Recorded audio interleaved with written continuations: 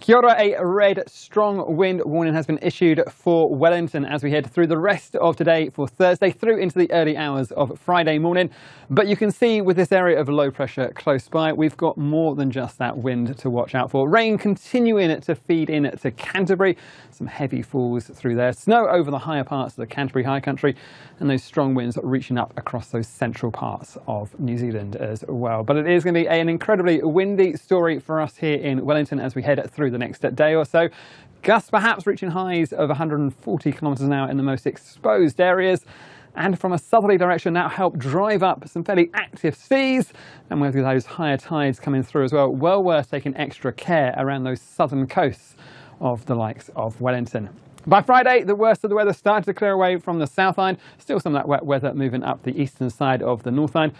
But for the likes of, say, Canterbury and Kaikoura, we've got more rain to come as we head through the afternoon, piling in towards those already incredibly wet areas. So a good chance of seeing more of those risks of flooding as we head through the afternoon. You'll also notice a wet looking story across the lower parts of the North Island as well, places like Wellington, Wairarapa, some heavy rain warnings for you, and we'll keep hold of more wet weather up in the north there for those eastern parts of the Bay of Plenty as we head through the rest of Thursday with more rain pushing through.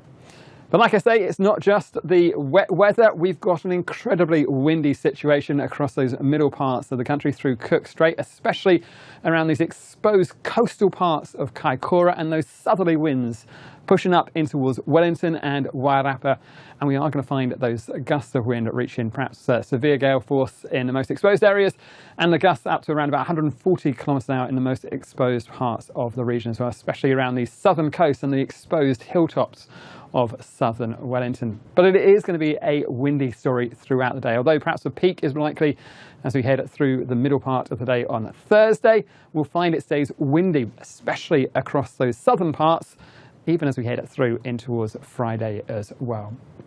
So we have taken the step of issuing a red severe weather warning. Now these red warnings are reserved for the most drastic of weather and the most severe of weather as well. This is the first one we've issued for Wellington and the first of the year so far as well. But you'll notice as well, we also got strong wind watches around the likes of Banks Peninsula, up towards the Kaikoura Coast, up into towards parts of Wairarapa and into southern Hawke's Bay as well. Warnings too for those coastal parts of Wairarapa and down towards that coastal fringe of Marlborough as well. But a very windy story around those middle parts of the country. But of course, the strongest winds around the likes of Wellington, those gusts of 140 kilometres an hour, doing things like damaging power lines and trees, making it incredibly tricky to get out and about as well. If you don't have to travel today, perhaps a good idea to stay and work from home.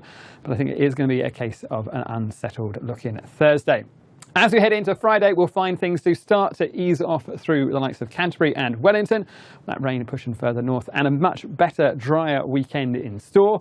But plenty happening at the moment. Please do keep up to date with the latest forecast and the watches and warnings at metservice.com.